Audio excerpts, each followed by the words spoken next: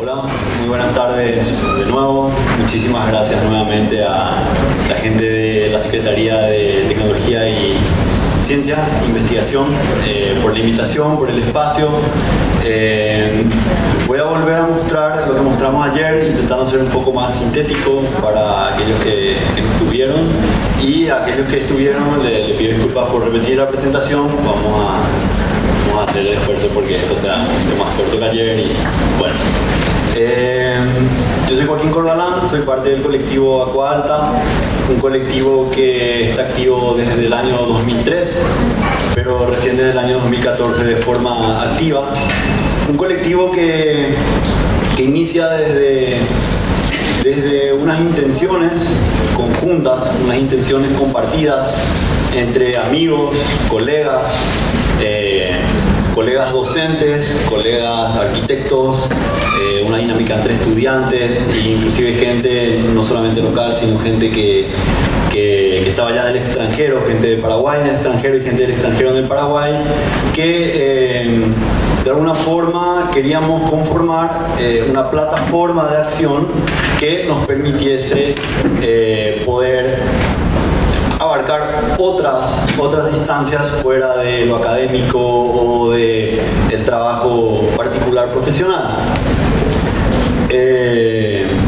Esta frase de Harari básicamente nos recuerda el sentido de lo humano como un ser colectivo, como un ser que se asocia para cooperar, como un ser capaz de integrar estas estructuras destinadas no solamente a sostenernos y sobrevivir, sino a que la vida sea más linda inclusive, ¿cierto? Entonces, a partir de acá, entender cómo hay ejemplos de enorme escala que convocan gente que se autoconvoca a celebrar, a compartir. Esto es en Kumbh Mela, en la India, 70 millones de personas que se reúnen a montar una ciudad casi provisoria durante un tiempo, pero que lo hacen de forma organizada cada tantos años. Y para nosotros era, si 70 millones de personas pueden organizarse a hacer estas cosas espectaculares, bueno, hagámoslo nosotros también. Nosotros que formamos parte de un taller en la facultad que tiene cierta estructura, en donde perseguimos la investigación, la exploración, la experimentación a través de la arquitectura y el diseño urbano con su planificación. Y nosotros que también intervenimos a escala pequeña, a situaciones de emergencia, desde soluciones simples que, bueno, se plantean de esta forma, por ejemplo, o soluciones ya un poco más de arquitectura más pesada, digamos. Esto es una capilla que está en un barrio en la periferia de Asunción, en un sector inundable, que se llama Cerrito, y es un proyecto conjunto que está de alguna forma liderado por la arquitecta Violeta Pérez y papá, pero en donde siempre contaminado por todo el resto, se había conformado un equipo en donde se había trabajado de forma conjunta con la gente del barrio, ¿verdad? Entonces, ambas escalas y ambas situaciones en algún punto convergieron en esta oportunidad, que fue la de ir a Venecia a montar un pabellón para la primera participación de Paraguay en esta Bienal de Arquitectura, ¿verdad? Entonces, no podíamos dejar escapar la oportunidad, teníamos que dar una respuesta a esto, y a partir de una reflexión de qué cosas nos vinculaban con Venecia, una reflexión sobre quiénes somos, la identidad que tenemos y cómo el agua era este elemento que hacía de eje y que vinculaba ambas cosas. Habíamos planteado poner en paralelo ambas situaciones, salvando las distancias de agua, ¿cierto?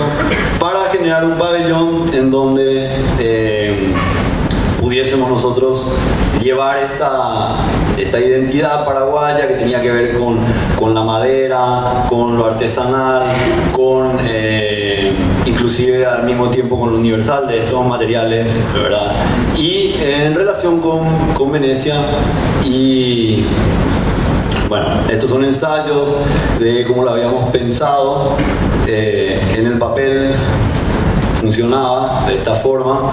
Se había propuesto que una bolsa colgase en el centro del pabellón y que a medida que se cargaba el agua en la bolsa, el peso del agua iba construyendo el pabellón mediante la flexión de las placas de madera laminada que hacían finalmente de gradas o lugares donde uno podía recostarse a mirar esta bolsa que contenía una línea del tiempo que nos iba poniendo en paralelo una cuestión del impacto que había tenido la modernidad sobre el paisaje y sobre el ecosistema con el que contábamos allá, de un lado, y del otro, cómo la arquitectura iba acompañando esa modernidad que contrastaba un poco en el reflejo del agua, ¿cierto?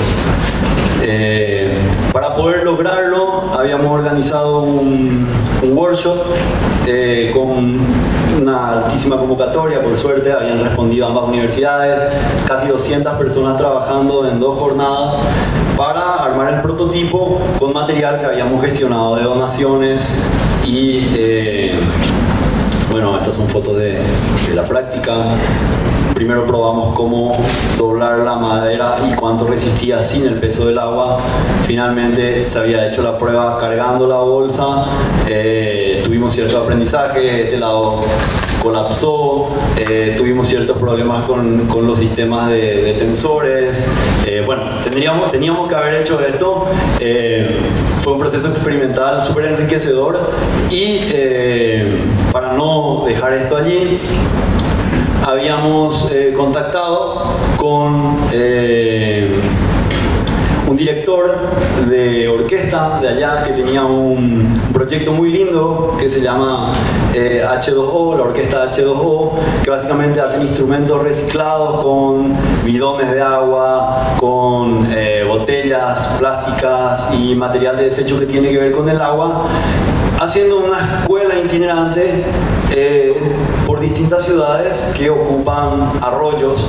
Entonces ellos iban buscando nuevos músicos, buscando nuevos talentos, integrándolos a la orquesta y llevando un mensaje de protección al agua. Nos parecía una iniciativa súper linda, y como esta gente iba recorriendo necesitaba un escenario itinerante, y lo que hicimos fue armar estas conchas acústicas a partir de el desarme de nuestro pabellón, ¿cierto? Que resultaba en esto. Entonces luego organizamos un concierto con esta gente, una inauguración. Esto se hizo en la Bahía de Asunción, y ahí presentamos el proyecto que iría a representar al Paraguay en la Bienal. Estas son fotos de la construcción ya en Venecia. Este es el grupo de gente que fue a construir, todos miembros del colectivo en su momento, gente que había participado en el workshop, y se había dispuesto a ir 3 semanas a montar el pabellón. Y de paso, bueno, la experiencia de esto, ¿cierto? Estas son pruebas de la bolsa. Ahí íbamos doblando las placas, y este es el resultado final que, bueno, se ve ahí cómo funciona. Esto es el proyecto del MOSE, que es una obra de infraestructura pesada, grande, infraestructura del agua, bastante polémico en Venecia y en Italia por una cuestión administrativa que tuvieron, pero sobre todo para nosotros servía, coincidimos allá con la polémica esta, con una cuestión de que la prensa estaba armando todo un tema con el MOSE. Nosotros fuimos allá y empezamos a preguntarnos si esto que nosotros estábamos haciendo podría tener unas respuestas un poco más resilientes, unas respuestas un poco más sensibles a otra escala y cómo podríamos tomar aprendizajes de Venecia e inclusive compartirlos con ellos, que fueron otras experiencias que voy a ir mostrando más adelante. Vamos más. Bueno, este es un mapa de Paraguay que muestra cómo el río principal que nos da nombre divide la región en dos y tiene una cuenca que se ve un poco clara ahí. Tiene una cuenca y gran parte de esa cuenca es inundable, o sea, el río tiene crecidas como supongo que tiene el Paraná acá, ¿sí? Son crecidas anuales, bastante regulares, de 1 metro. Cada 5 años el río crece aproximadamente 3 metros a 4 y cada 10 años el río crece casi 8 metros. Y había coincidido una enorme crecida que comenzó un poquito después de que hayamos partido para Venecia, y cuando volvimos nos encontramos con una Asunción bastante inundada y una situación de emergencia. Este mapa muestra no esa inundación, sino que es una teórica inundación de gran parte de esta cuenca, y bueno, estaba un poco de la mano con estas reflexiones que veníamos haciendo. Entonces esto nos hizo pensar de forma un poco caótica casi, de que tendríamos que empezar a accionar y que teníamos que usar esa oportunidad que habíamos tenido en Venecia de poder agruparnos, asociarnos como colectivo para generar respuestas a este tipo de planteamientos de problemas futuros. Esta era la situación de Asunción no inundada y Asunción inundada con la que nos habíamos encontrado. Y esto era lo que pasaba en el barrio de La Chacarita, que está en contacto directo con el centro histórico de Asunción y la bahía.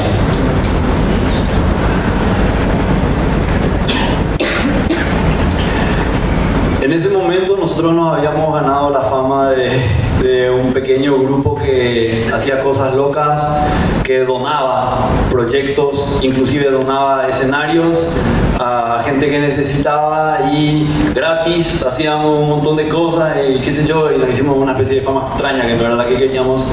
Pero bueno,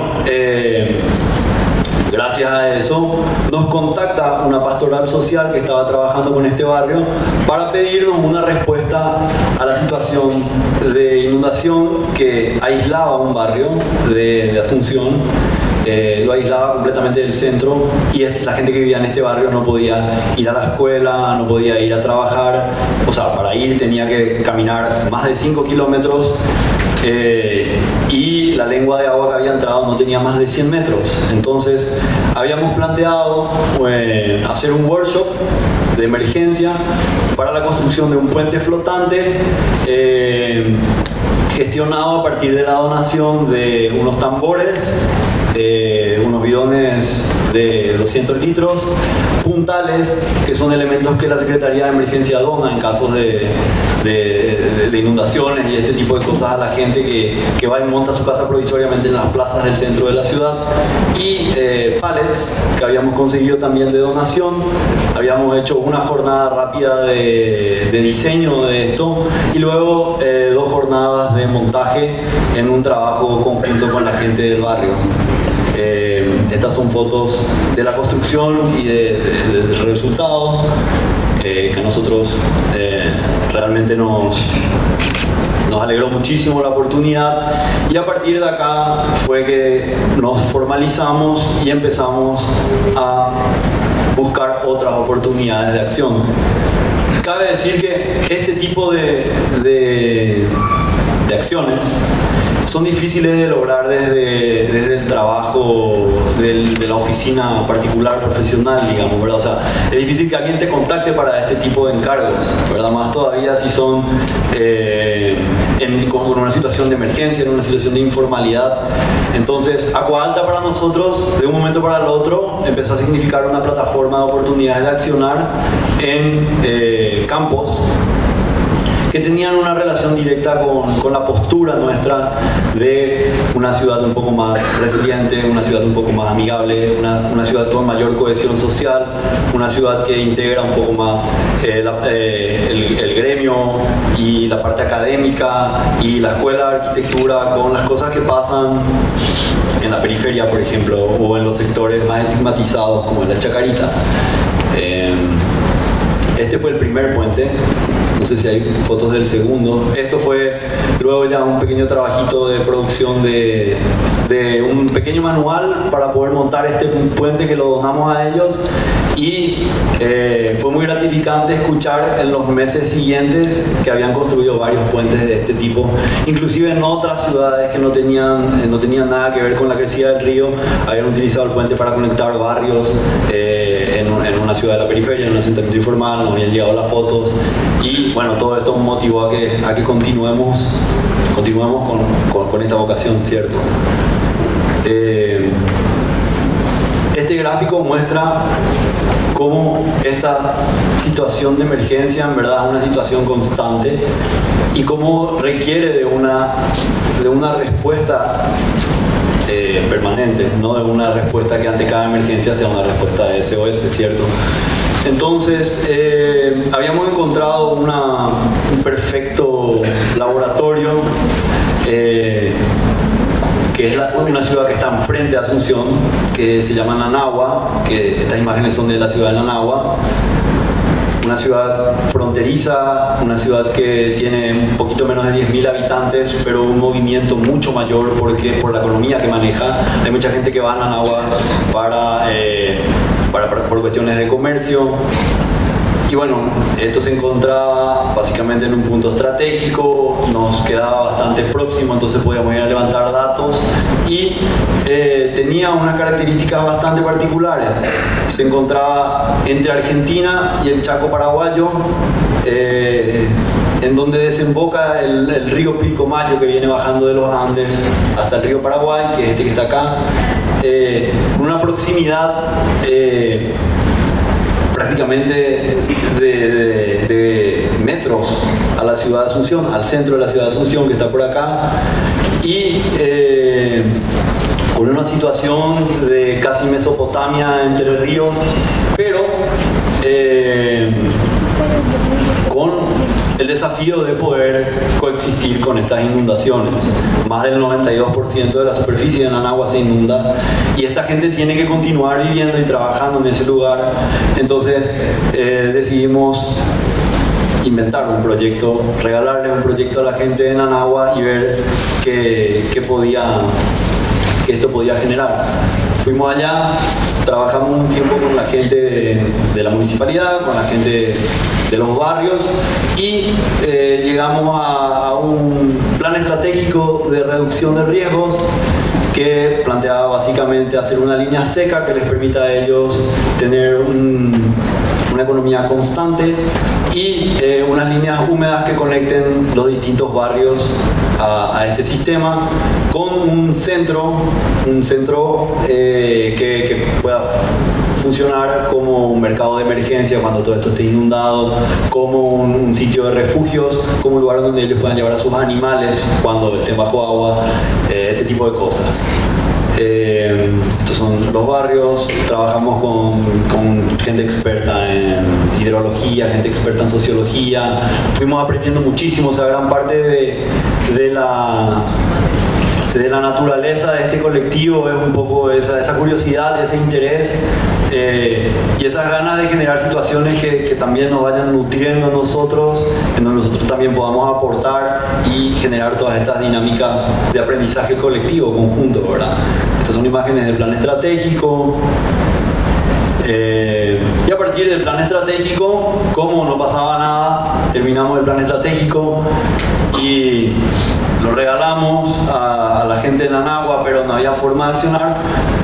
Nos convocamos en un concurso a otra escala, a una escala mucho menor, a una escala de vivienda, autoconvocamos, y generamos propuestas que solucionaban la vivienda en el agua, con sus cultivos, de una forma flotante, otras viviendas que asumían la inundación, que iban teniendo distintos niveles, algunas tienen una exploración con los materiales de la zona o con el reciclaje de materiales que hoy componen las viviendas de ellos. Otras inclusive proponían hacerlo a otra escala, utilizando las barcazas que hoy transportan la materia prima en gran parte a China. Paraguay tiene la tercera flota de barcazas más grande del mundo después de China y Estados Unidos, donde transporta soja, ¿verdad? Y hay un montón de barcazas abandonadas en la vera del río. Nosotros pensábamos gestionar, tal vez conseguíamos una barcaza, tal vez conseguíamos contenedores o tal vez los fabricábamos y empezábamos a pensar en este tipo de cosas.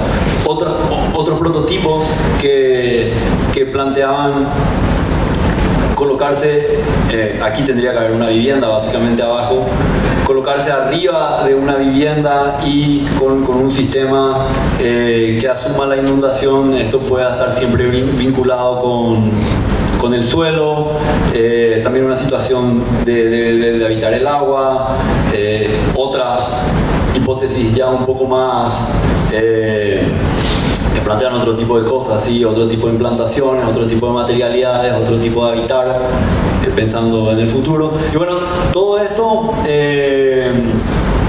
generó un interés por parte de otras agrupaciones de personas de Nanagua, en este caso la Asociación de Lancheros, que para nosotros fue fundamental, era la gente que nos transportaba, era la gente que nos enseñó la ciudad, era la gente que nos podía hacer conocer cómo funcionaba Nanagua en las situaciones de inundación y cómo ellos iban atravesando la adversidad.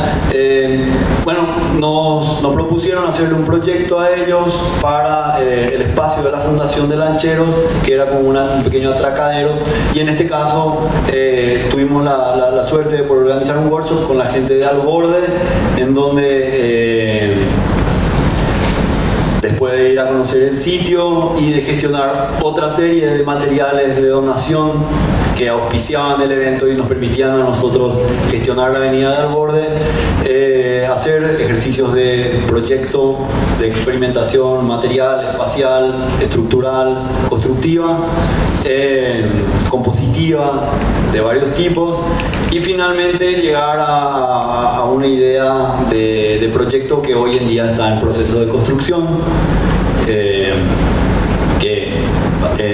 forma parte de este proyecto estratégico en donde llega el puente que une Nanagua con el resto del Chaco. Y bueno, a partir de ahí otras instancias de proyecto que se fueron generando en Agua Alta fueron, por ejemplo, esta, en donde trabajamos con el desarrollo de unas unidades flotantes multifuncionales que en este caso la Secretaría del Medio Ambiente y la Secretaría de Emergencia nos habían convocado. Nosotros nos habíamos presentado, concursado para aplicar a unos fondos de la USAID y habíamos ganado el concurso, y fue el primer trabajo formal de Agua Alta en donde se desarrolló un proyecto ejecutivo que luego se construyó, y fue una experiencia de aprendizaje muy grande para nosotros. Hay unos videitos que los vimos ayer, pero creo que igual con las imágenes se puede ver cómo esto funciona. Son unos módulos flotantes, livianos, estructurados con un sistema de retícula de perfiles pesados vinculados entre sí, una cubierta, un sistema de paneles que hacían los cerramientos laterales, un módulo intermedio que vinculaba a ambos, y bueno, esto también era otro video que muestra después un poco cómo esto se construyó, cómo se ensambló in situ, trabajando con la gente del lugar, con los pescadores y la gente del barrio. Se puede ver ahí cómo esto se va montando.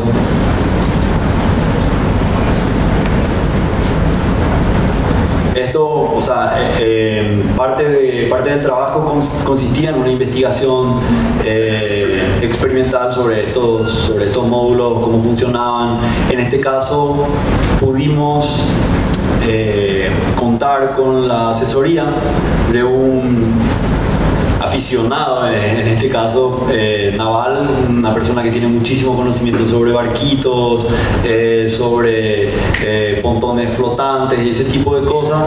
Él nos había asesorado, y luego el próximo proyecto que voy a mostrar es un proyecto ya por encargo de esta persona. O sea, es solo para decir que cada una de estas cosas fue llevando de una a la otra a generar nuevas oportunidades de acción, ¿verdad?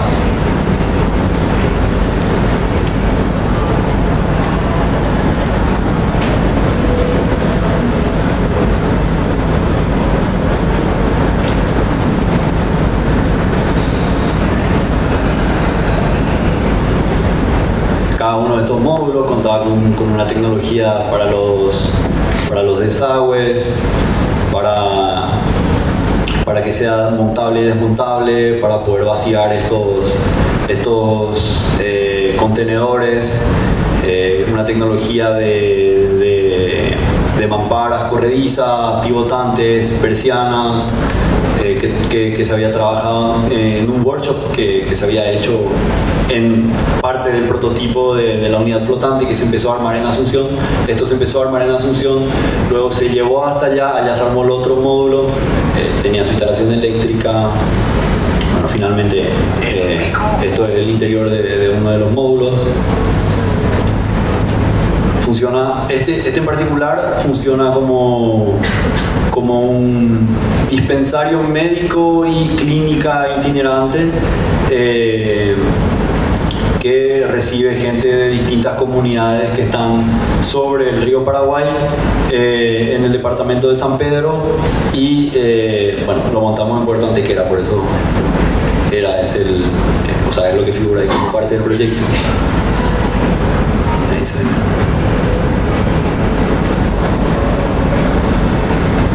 Videos. Se hizo un workshop en donde se exploraron otras tecnologías similares, otras estrategias a nivel territorial, cuestiones de cómo componer con estos módulos, distintas, o sea, todas excusas de ejercicio, digamos, para poder seguir aprendiendo. Y bueno, esto que es lo que les comentaba anteriormente, del encargo de este otro pontón flotante, esta vez con una cobertura liviana, con unos ensayos estructurales que habíamos hecho en el taller, y este era el resultado de eso. Bueno, acá para ir cerrando, simplemente contarles, mostrar otro tipo de experiencias. Esta experiencia particular fue en Santa Fe, una experiencia en donde se organizó un workshop con gente de allá, con una pala y 2 bolsas, o una pala, una bolsa y un Batman, dependiendo de cómo lo miren. Fuimos allá. Ellos habían convocado a todos los que querían ir a mostrar lo que estaban haciendo, y ellos nos mostraban qué estaban haciendo ellos. Eso fue, o sea, bastante así abierto el tema. Dijimos, bueno, vamos todos. Organizamos 2 buses, fuimos una cantidad de gente, y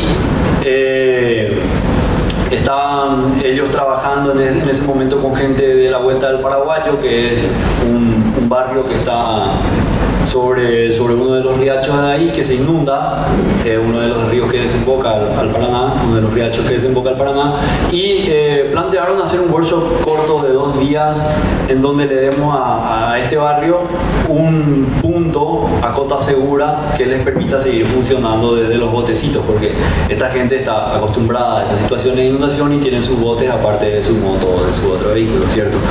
Entonces habíamos ido a la Vuelta del Paraguayo con palas, bolsas y muchas ganas.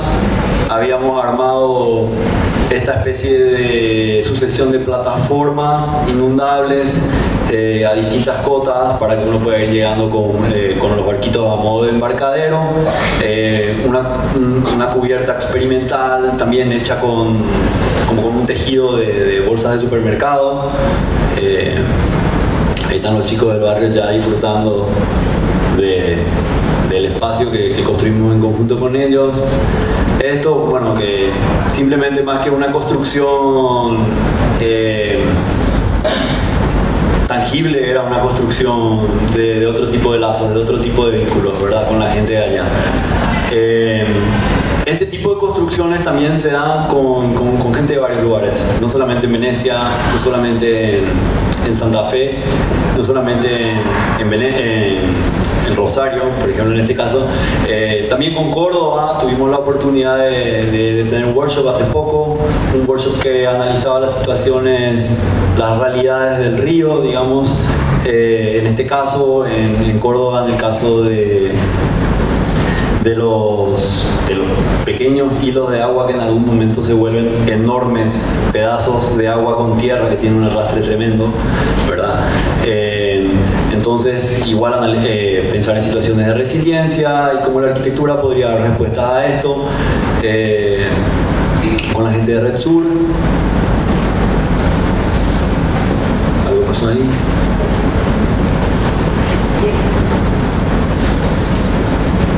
Perdón.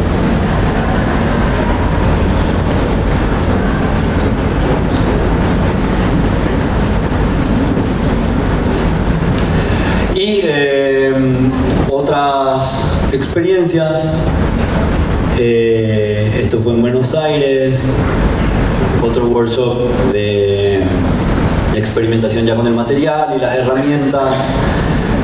Y bueno, como última actividad y para cierre y